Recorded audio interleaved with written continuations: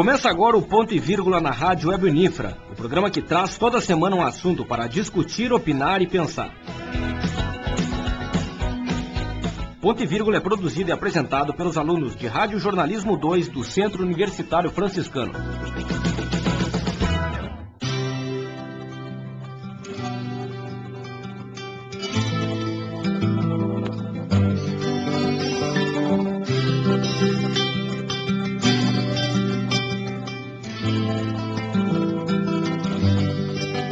Olá, boa noite.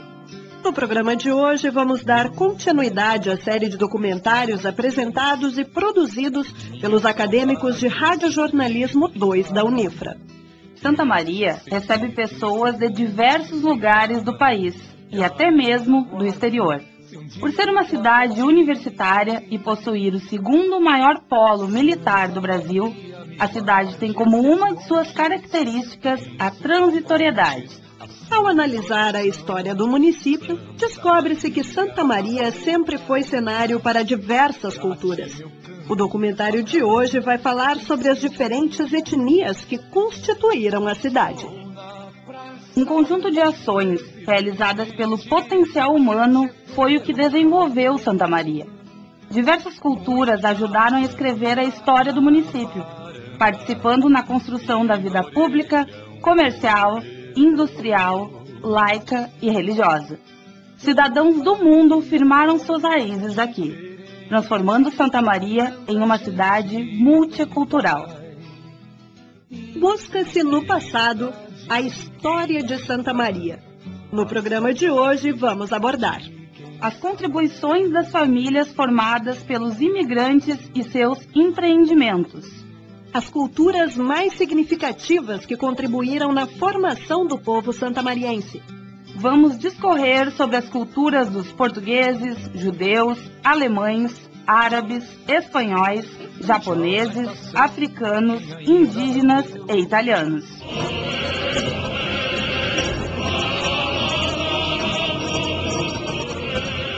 Quem nasceu, vive ou viveu em Santa Maria certamente conhece ou já ouviu falar da lenda de Imembuí. Conta a lenda que na tribo dos minuanos, localizada às margens do arroio Itaimbé, morava Imembuí, uma bela índia de pele clara, cabelos longos e olhos muito negros. Querida e desejada por muitos jovens indígenas, despertou a paixão de Acangatu, da tribo dos Tapes, que habitava a outra margem do arroio. Apaixonado, ele provava seu amor e coragem presenteando sua amada com caças. Porém, Imembuí não correspondia ao amor de Acangatu, que decepcionado embrenhou-se na floresta e ninguém mais o viu na aldeia. Nessa época, um grupo de bandeirantes avistou a aldeia dos minuanos e decidiu armar uma emboscada para capturar os índios. Só que eles foram surpreendidos pelos homens da tribo. Os que não foram mortos fugiram ou foram feitos prisioneiros. Entre os bandeirantes presos estava o português Rodrigo, simpático e valente. Tocava músicas em seu violão, o que encantou Imembuí.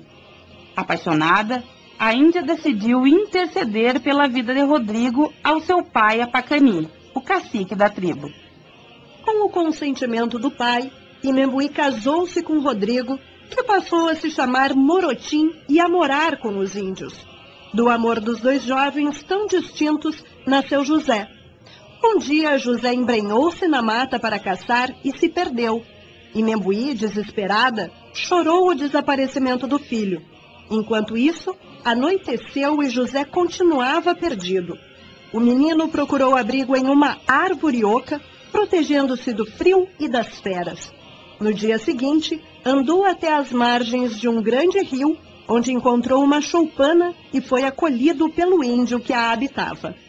Ao saber a história do pequeno José, o índio decidiu ajudá-lo, levando o menino até sua aldeia. Os minuanos receberam José com muita festa. Agradecidos, Imembuí e Morotim convidaram o índio para comemorar o reencontro do menino com sua tribo. Os índios reconheceram o homem como o índio Acangatu, que já havia se curado de sua paixão por Imembuí. Esta lenda mostra a origem de Santa Maria, que nasceu do amor de duas pessoas com culturas e vidas opostas. A Índia Imembuí uniu-se ao português Rodrigo às margens do Arroio Itaimbé, hoje canalizado sobre o Parque Itaimbé. Os índios foram os primeiros habitantes do Brasil. No Rio Grande do Sul, 3 grupos se destacavam: os Guaranis, os Gés e os Pampianos. Em Santa Maria, era predominante o grupo Guarani. Muitos índios foram expulsos de suas terras e outros massacrados pela chegada dos europeus. Ao longo dos anos, os índios perderam seu espaço. Hoje são raras as tribos existentes. Algumas delas levam uma vida nômade por não conseguir um espaço de terra para ficar. Em nossa cidade, existem grupos guaranis e caingangues.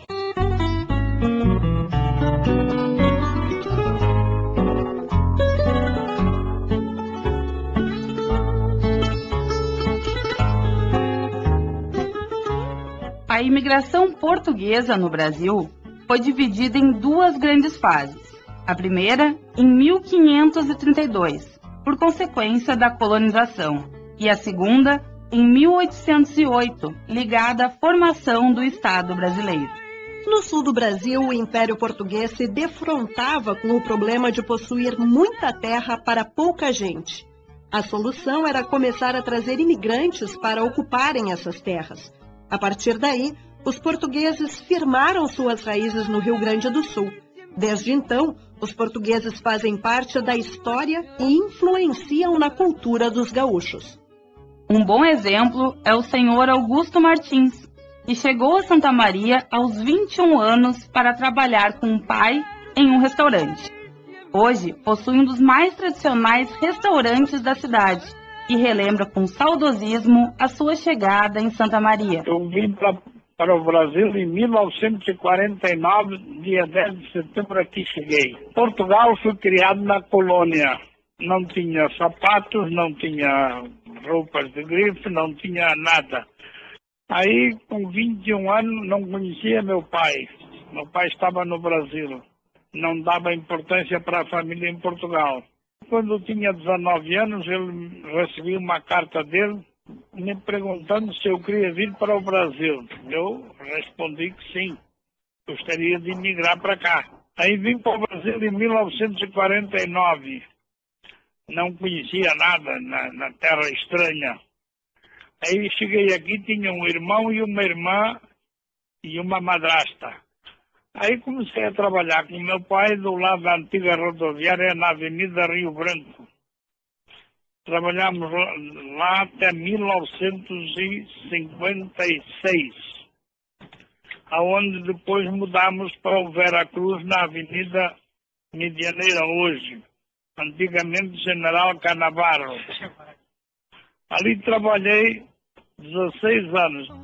Seu Augusto também conta que as motivações para vir ao Brasil foram os exemplos dos portugueses que já estavam aqui e conseguiram se estruturar financeiramente. Porque iam alguns portugueses a Portugal, vindos do Brasil, e a gente ficava encantado porque eles venciam na vida.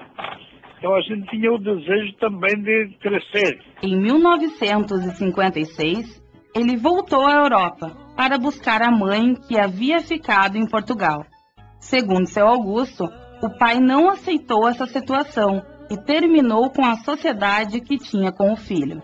Mas o imigrante, que já estava estruturado no Brasil, não desistiu de permanecer no país e montou seu próprio negócio, o restaurante Augusto, que até hoje é um sucesso em Santa Maria. 16 anos depois que eu trouxe ela, me botaram para a rua do antigo Veracruz. Aí o Dr. Celso Teixeira, que era meu sogro, me deu os fundos deste edifício para que eu fizesse o restaurante, porque eu não tinha condições econômicas para construir e montar o restaurante. Aí, quando ele me propôs o negócio, eu achei um pouco estranho. Eu disse que aqui, neste local, era um buraco. E eu disse que valia o homem, não o buraco. E deu certo, graças ao bom Deus.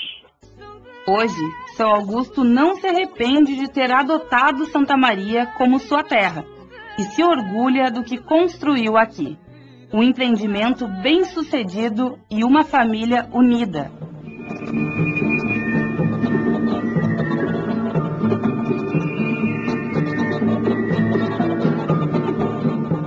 O final do século XIX correspondeu a uma fase de intensificação das perseguições às comunidades judaicas na Europa, em especial na Rússia.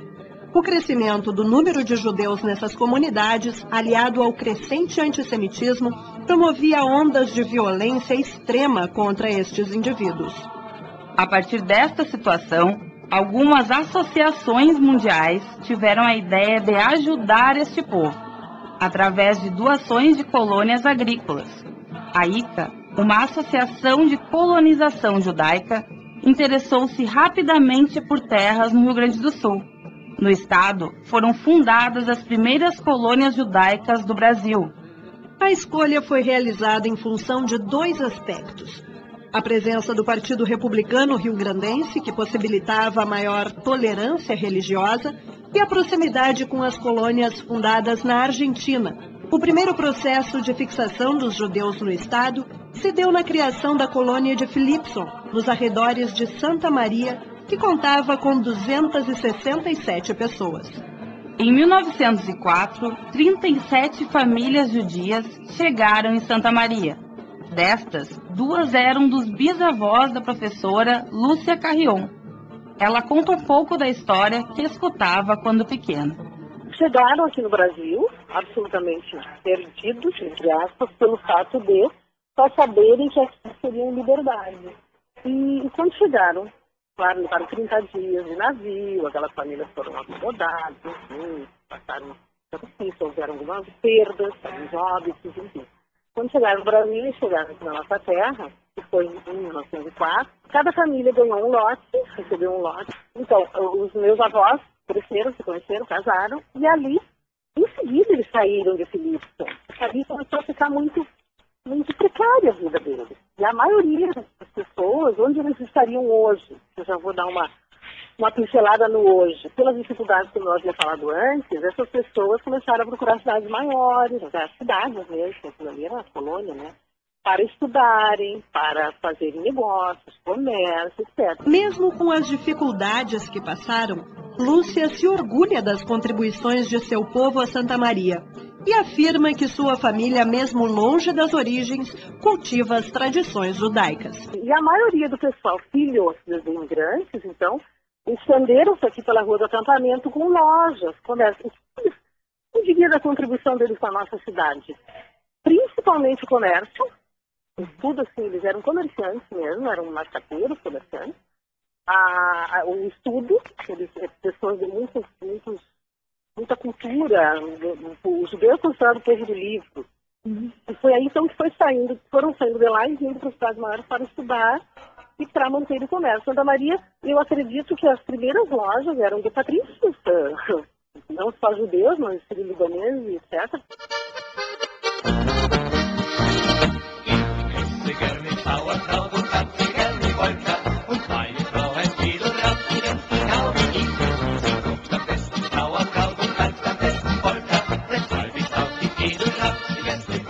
Os imigrantes alemães foram os responsáveis pela instalação das primeiras indústrias no Rio Grande do Sul.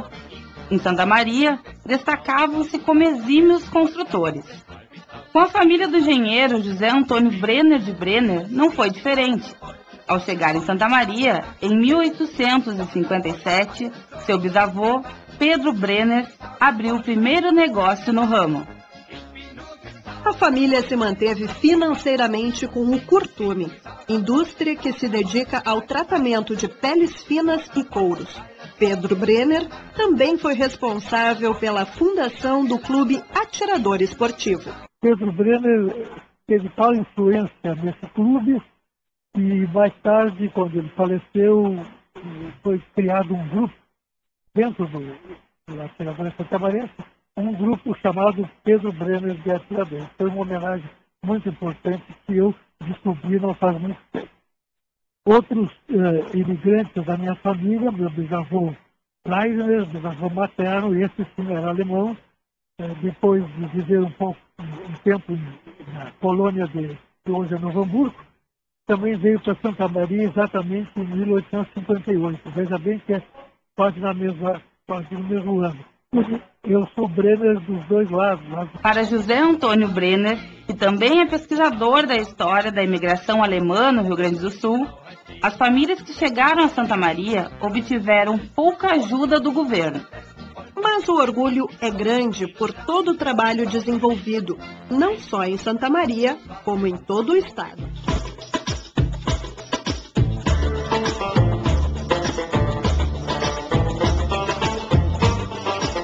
Os primeiros imigrantes árabes chegaram à região sul, vindos do Oriente Médio, na segunda metade do século XIX. Eram basicamente sírio-libaneses. Após a Segunda Guerra Mundial, com a criação do Estado de Israel, chegou em Santa Maria outro grupo de árabes, dessa vez palestinos. Segundo a pesquisadora e também descendente dessa etnia, Neida Cecim, a imigração não foi financiada por nenhum governo. Eles tiveram que se organizar espontaneamente. E essas duas imigrações, elas não foram imigrações, digamos assim, patrocinadas pelo governo brasileiro, muito embora no caso dos libaneses tenha havido, nos anos de 1880, de 1880 e poucos, um convite de Pedro II para que os libaneses viessem, mas foi um convite que não acarretou, digamos assim, o patrocínio. Eles vinham por conta, eram imigrantes espontâneos, como também foi o caso dos palestinos. Os árabes, agarrados ao costume da preservação familiar, formaram grandes famílias por todo o Brasil. Embora nunca tenham chegado em enormes contingentes ao país, atualmente grande número de brasileiros são descendentes de árabes, devido à característica de manter famílias numerosas.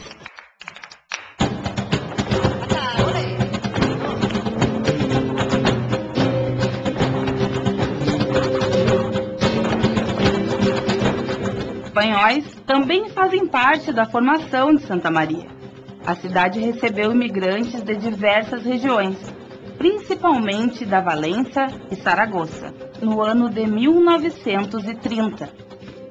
Mesmo não sendo o destino final, alguns imigrantes ficaram na cidade. O diretor do Museu 13 de Maio, Márcio Flores, conta que o destino principal era Uruguaiana e Argentina, em especial pela questão da língua. Em 1940, 1930, começaram a chegar os primeiros espanhóis. Aí depois teve uma outra leva que veio em 1944, vieram mais alguns, né? E Santa Maria tem algumas personalidades, tem alguns espanhóis que vivem aqui.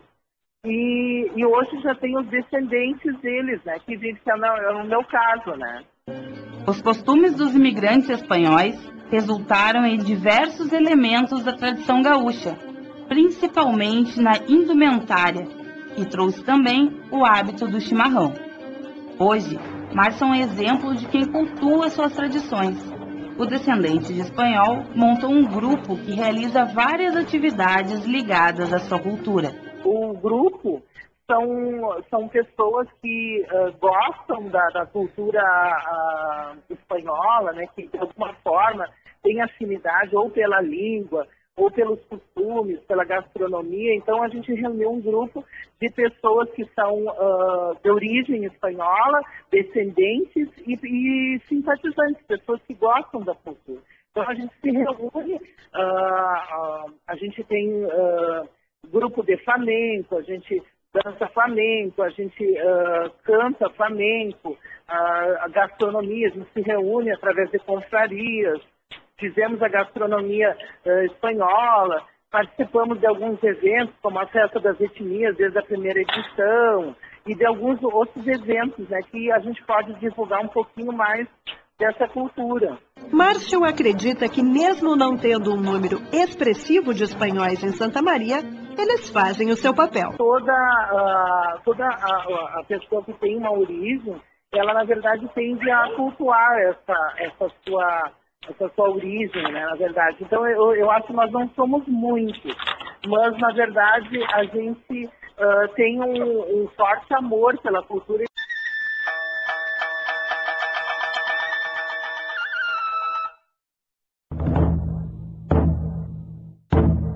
imigrantes japoneses desembarcaram no Porto de Rio Grande em 2 de fevereiro de 1957. E em 2 de abril do mesmo ano, chegaram à Uruguaiana. Tempos depois, as 33 famílias, entre elas a família Yamamoto, se instalaram nas cidades de São Paulo, Porto Alegre, São Leopoldo e Santa Maria. Todos vinham em busca de terras para plantação de arroz, mas a família Yamamoto obteve da Prefeitura de Santa Maria apoio para se instalar na cidade e montar seu próprio negócio no ramo da horticultura. Nossa família e veio para cá por causa da ajuda do povo santamariense, mas é Prefeitura de Santa Maria. Os primeiros patrões da família foram os donos do restaurante Augusto. Mais tarde, a família passou a se dedicar à plantação de flores.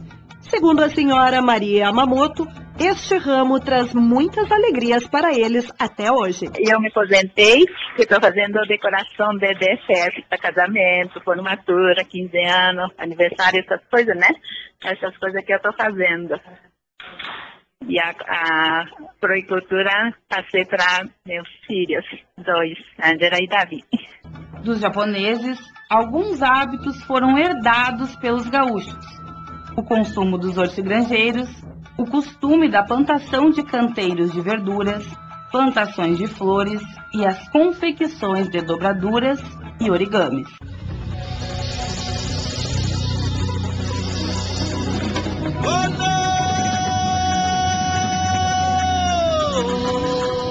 O povo africano começou a demarcar território em Santa Maria por volta de 1801, com o Tratado de Pataxós. Os oficiais do Reino de Portugal, ao estabelecerem suas estâncias na cidade, trouxeram também alguns escravos para utilizar como mão de obra. Com a urbanização, o número de negros em Santa Maria também aumentou. O professor de História, João Heitor da Silva Macedo, conta um pouco deste processo. A partir da década de 60 e 70 do século XIX, onde essas estâncias acabam se expandindo mais, onde vem, mais uma vez, uma comissão demarcatória de elementos da região de Santa Maria e começa, então, uma concentração urbana que vai dar origem à cidade de Santa Maria e no entorno dessa concentração urbana as estâncias começam a se estabelecer, trazendo consigo, então, uma mão de obra escrava por parte desses estancieiros portugueses e aí começa, então, a aparecer, então, um maior número de negros na região, servindo, então, como mão de obra, como peões dessas estâncias, já antes um pouco do processo de abolição da escravatura. Com o fim da escravidão e a instalação da rede ferroviária na cidade, houve diversas mudanças na vida social desse povo. E muitos dos negros que se estabeleceram nessas estâncias como mão de obra escrava no período anterior à abolição, eles acabam depois se deslocando, saindo das estâncias, procurando lugares remotos para se estabelecer, ou ficando até mesmo dentro dessas estâncias, e vão se formando na nossa região aqui em Santa Maria muitas comunidades remanescentes de quilombo. Junta-se a isso um outro processo levado junto com a abolição da escravatura, que é o estabelecimento da rede ferroviária aqui na nossa região. A nova oportunidade de emprego fez criar a necessidade da ocupação de um espaço mais significativo na sociedade. Adentra o século XX e traz com toda a revolução, vamos dizer assim, a nossa revolução industrial aqui, estabelecimento da ferrovia, um desenvolvimento econômico fora a tradição meramente rural, Santa Maria também começa a se tornar um grande centro urbano, uma referência para a região. E esses negros, entrando para dentro da sociedade, começam também a ter a necessidade de ocupar um espaço nessa sociedade. E bem se sabe que esses negros não vão conseguir esse espaço muito fácil. Os clubes sociais, as áreas de lazer que existiam no início do século XX em Santa Maria, não eram para os negros. Isso faz com que sejam formados, então, clubes sociais negros, e aí nós temos, então, o Clube 13 de Maio e o Clube União Familiar, que vão ser os dois clubes, então, para a comunidade negra, para terem seu espaço de convívio, para terem seu espaço de lazer, tendo em vista que eles não podiam entrar em outros locais. O pesquisador acredita que o povo africano acabou perdendo um pouco de sua identidade e que sua história não pertence aos livros. para todo esse um século, um pouco mais de um século, de presença negra de Santa Maria, que muitas vezes não é contada nos livros de história. Se a gente for ver o livro de história, na verdade, como a história da Santa Maria, que é bastante difundida, e a gente sabe da importância que a ferrovia teve no desenvolvimento econômico de Santa Maria, a gente tem que levar em conta que a grande parte da mão de obra dessa ferrovia era a população negra, mas ela não aparece, então, basicamente nos documentos oficiais.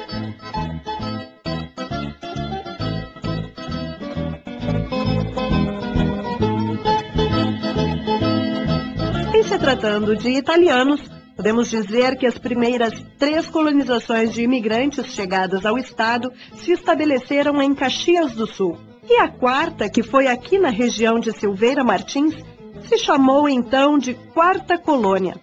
A presidente da Associação Italiana de Santa Maria, Isabel Cristina Dalcinquirino, descendente de imigrantes da região do norte da Itália, se emociona contando a história da chegada do seu povo na região central. Bem, na verdade, a nossa imigração na região central aqui do Rio Grande do Sul foi a última que ocorreu no Rio Grande do Sul.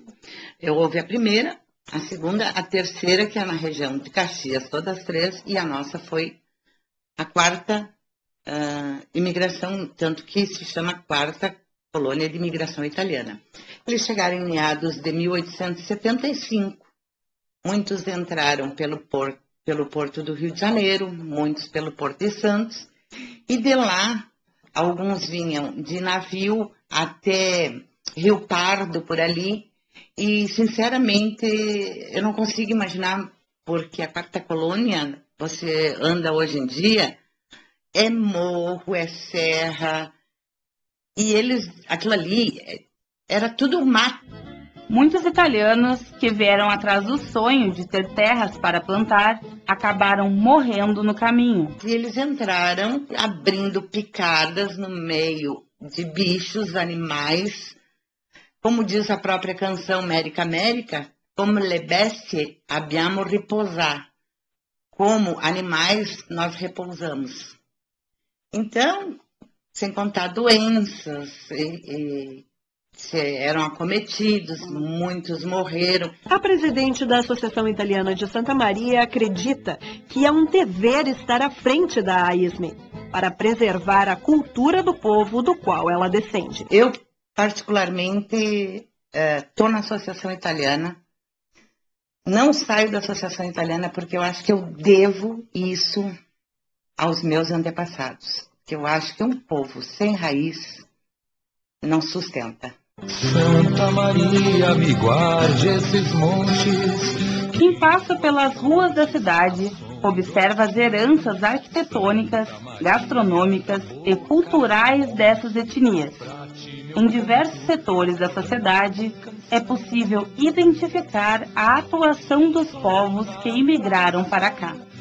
Partir para um lugar distante e desconhecido exige coragem e vontade de mudar. Essa gente, além de mudar, construiu aqui uma nova história. Ele é um cobertor, tanta vida diferente. O documentário de hoje abordou as diversas etnias que formaram a cidade de Santa Maria. As contribuições das famílias formadas pelos imigrantes e seus empreendimentos. As culturas mais significativas que contribuíram na formação do povo santamariense. O documentário foi produzido pelos acadêmicos de jornalismo Aline Lopes, Paola Schwelm e Thales Oliveira. Na apresentação, Aline Lopes e Paola Schwelm.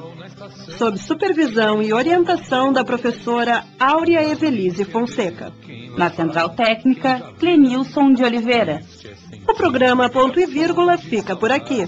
Boa noite. Boa noite. Santa Maria, Maria da Graça.